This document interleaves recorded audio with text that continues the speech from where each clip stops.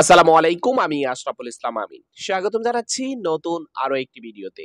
আমাদের অন্তর্বর্তীকালীন সরকার ডক্টর মোহাম্মদ ইউনূস সাহেব ক্ষমতায় বসার পরপরই হয়তো তার জন্য এটা নতুন কোনো চ্যালেঞ্জ, আবার হইতে পারে এখানে রাজনৈতিক কোনো চাপ। সম্মানিত দর্শক ভাইয়েরা, আজকে সারা বাংলাদেশের মানুষের সবথেকে বড়সড় একটা দাবি ডক্টর ইউনূস সাহেবের কাছে। আর সেই দাবি হচ্ছে, যেই সমস্ত এলাকাগুলা দিয়ে ভারতের বাঁধ রয়েছে, ওই ভারতের বাঁধের অপর সিটে বাংলাদেশকে বাঁধ গড়তে হবে।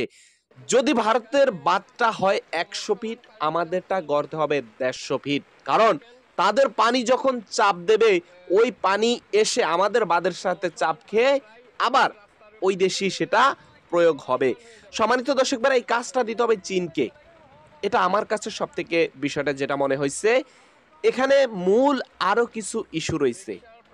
যখন আমাদের পানির প্রয়োজন হয়, তখন কিন্তু তারা আমাদেরকে পানি দেয় না, আমাদেরকে খরায় শুকিয়ে মারে। আর যখন আমাদের পানি প্রয়োজন না, তখন আমাদেরকে পানিয়ে ডুবিয়ে মারে। এ হচ্ছে বর্তমান তাদের পরিস্থিতি, এ হচ্ছে তাদের বর্তমান কাজ। এটা বাংলাদেশের মানুষের বর্তমান সময় সবথেকে জোর দাবি। এমন পরিস্থিতি এখন আপনি কল্পনা করতে পারবেন না, কোথায়ও দাঁড়ানোর মতো পানি ছাড়া কোনো অবস্থা নাই। দেখেন, পৃথিবীতে সব দেশেই প্রাকৃতিক দুর্যোগ রয়েছে। তাই বলে বিষয়টা এমন না যে আজকে আমার উপরে প্রাকৃতিক দুর্যোগ আসছে, সেই দুর্যোগ আমি ঠেলা দিয়া তোমার উপরে চাপাইয়া দিমু। এমনটা কিন্তু কোনো বিষয় না। আর আজকের দিনে তারা আমাদেরকে এটাই করতেছে। তো এটা হচ্ছে বর্তমান পরিস্থিতি। হয়তোবা ডক্টর ইউনূস সাহেবের জন্য এটা বড়সড় কোনো চ্যালেঞ্জ।